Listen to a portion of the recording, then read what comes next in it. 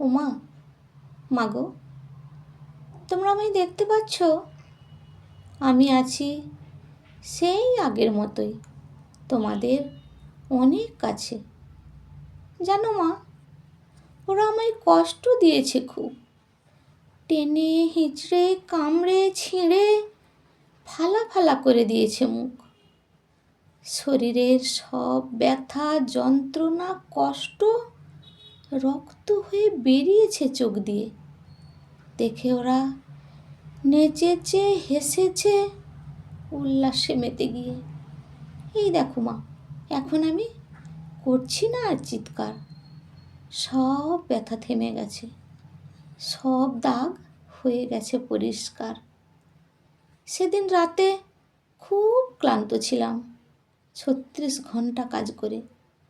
সব রোগীদের সেবা দিয়ে ফিরেছিলাম নিজের বিশ্রাম ঘরে। বুঝতে আমি পারিনি মাগো, ওরা আমায় মেরে ফেলবে। সবার সাথে খেয়েছিলাম, জানতাম না গো মা, ওটাই আমার শেষ খাওয়া হবে। বিশ্বাস করেছিলাম 4টে দেওয়ালকে, বিশ্বাস করেছিলাম আমার বিছানাটাকে। তখন কি আর জানতাম মাগো, পশুগুলো আমায় শেষ করবে ওখানটাতে? জানো মা, ওদের তখন লাগছিল অচেনা। ওরা সবাই মুখোশধারী ছিল।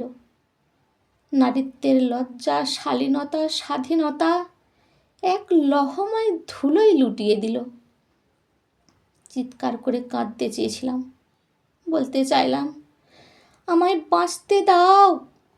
মুখটা আমার চেপে ধরেছিল ওরা। কষ্টটা বুঝলো না একটা ফোঁটাও। আঘাতে আঘাতে টুকরো টুকরো করে দিল, ভেঙে দিল গলার কাঁধের হাড়। প্রাণের শেষ আর্তনাদটা বের হলো চোখ দিয়ে। পেলাম না ওদের হাত থেকে ছাড়।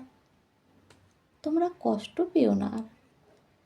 আলোয় ভরা আকাশে আমি আছি। কান্না হাসি সুখে দুঃখে তোমাদেরই কাছাকাছি।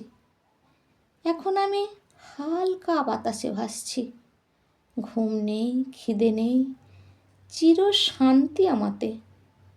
ওরা আমায় ধরতেই পারবে না। পারবো আমি স্বাধীন হয়ে থাকতে। আবার আমি আসবো তোমার কোলে। মেয়ে হয়ে আসবো না মা, আসবো ছেলে হয়ে। মানুষ গড়ার মন্ত্র নিয়ে জন্ম আবার নেব। জ্ঞানের আলোর শিখা দিয়ে প্রকৃত মানুষ গড়ে তুলব।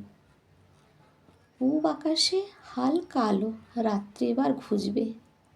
ঘুমের আগল ছুটিয়ে মাগো, এখনই তুমি উঠবে। আজকে এখন যাই মা আমি, আবার পরে আসবো।